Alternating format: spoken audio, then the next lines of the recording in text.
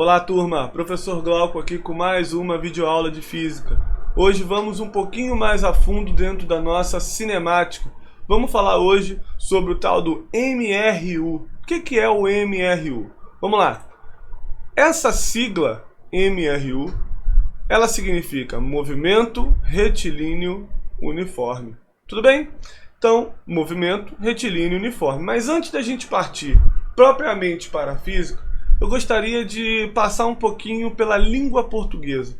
Se a gente for tratar da classe gramatical de cada uma dessas três palavras, nós vamos chegar à conclusão de que movimento é um substantivo. Substantivo que tem a ideia de movimento, movimentação, deslocamento, algo que sai do lugar num determinado tempo.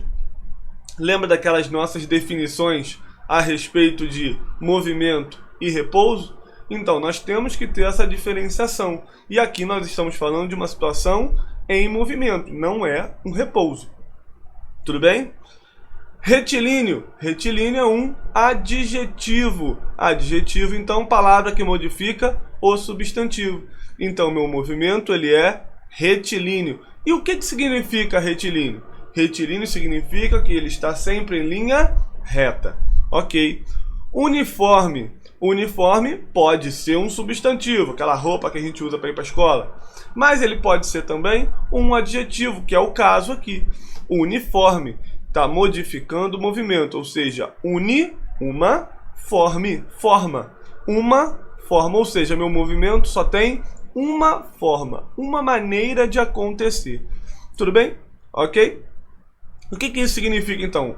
De forma geral, eu tenho algo que se desloca em linha reta, sempre da mesma maneira. Tudo bem? Vamos às características desse cara.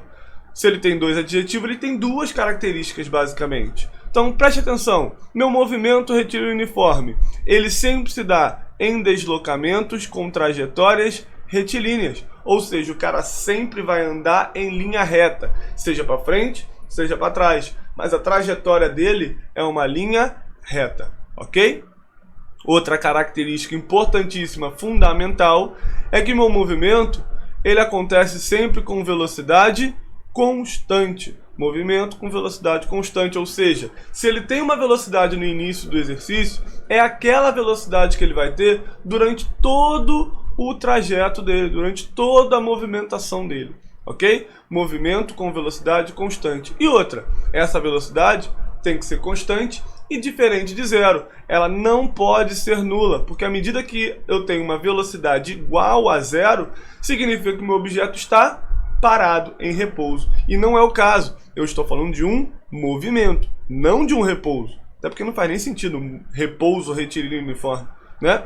Eu estou falando de um movimento. Então, eu tenho que ser um movimento em trajetória retilínea e um movimento com velocidade constante diferente de zero. Glauco, que A igual a zero é esse? Esse A igual a zero significa que a aceleração vale zero. A aceleração é aquela grandeza que modifica a velocidade, certo? Seja para mais, seja para menos, seja para um lado, seja para o outro. A aceleração é a grandeza que modifica a velocidade. Essa velocidade ela é constante, ela não muda em hipótese alguma. Tudo bem? Ok?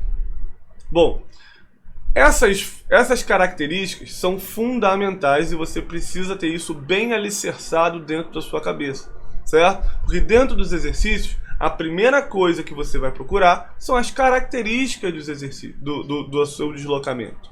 Tudo bem? Agora no início, ok, nós vamos fazer trabalhos focados dentro, exercícios focados dentro deste conteúdo. Porém, mais para frente, podem ser que apareçam exercícios com outros tipos de movimento também, certo? Inclusive objetos que se deslocam em movimento retilíneo uniforme e depois mudam a sua característica, certo? Vão para outros tipos de movimento que nós vamos ver mais para frente.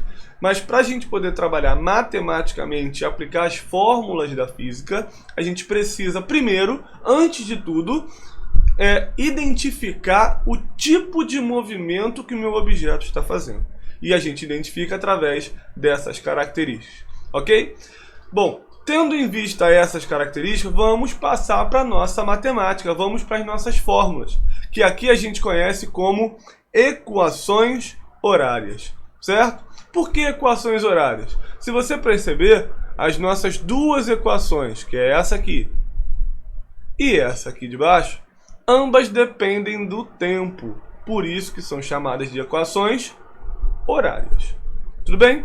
Ok? Bom, se eu tenho velocidade constante, é como se tivesse uma velocidade média.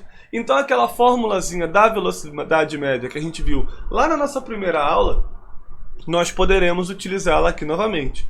Então a velocidade, ela é a variação do espaço sobre a variação do tempo, certo? É o quanto ele andou num determinado tempo. Só que olha só, eu vou pegar essa equação e vou abri-la um pouquinho. ΔS nada mais é do que a posição final menos a inicial, enquanto ΔT é o t final menos o t inicial. Só que olha só, o t inicial, normalmente quando a gente vai marcar o tempo de alguma coisa, o início do nosso cronômetro está no zero, certo? Então se está no zero, eu vou considerar o t inicial igual a zero, beleza? Vai ficar então tf, t final, menos zero. Alguma coisa menos zero não faz diferença nenhuma, por isso que ele sumiu aqui nesse ponto aqui. Tudo bem? Ok? O que eu vou chegar aqui e vou fazer? Lembra? Quando eu tenho um número sozinho, é como se ele tivesse um 1zinho aqui embaixo, não é isso? Vou chegar aqui e vou multiplicar cruzado. Então vai ficar, ó, SF menos SI vezes 1, que é só repetir, igual a V vezes T. Olha lá. Tá aqui a mesma coisa, só que agora multipliquei cruzado. Ok? Tudo bem?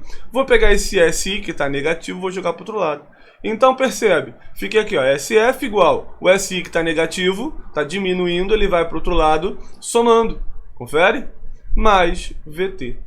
Bom, essa fórmula aqui já é a nossa equação horária, mas nas literaturas, nos livros que você vai trabalhar, os professores que temos aí, né, seus professores, eles vão trabalhar normalmente com essa aparência aqui da fórmula, certo? S igual a S0 mais VT, certo?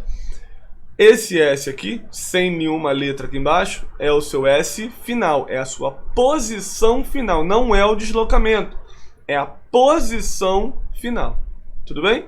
Enquanto SI, que seria a sua posição inicial, normalmente ela é tratada como S0. Tem gente que chama de SO, mas é um S0, certo? Esse S0 seria a posição no tempo zero, a posição inicial do seu movimento. A velocidade. Ah, Glauco, essa velocidade é final ou é inicial? Nenhuma nem outra, afinal de contas, nós temos uma velocidade constante, então nós só temos uma. Não existe inicial e final, só tem uma. Certo? E esse T aqui é um intervalo de tempo que demorou para ser feito o nosso movimento. Ok? Uma listinha de exercício tá junto desse vídeo, né? Tá aí na plataforma. Você consegue treinar bastante isso para a gente poder seguir dentro de nossos conteúdos de física. Ok? Forte abraço, até a próxima aula.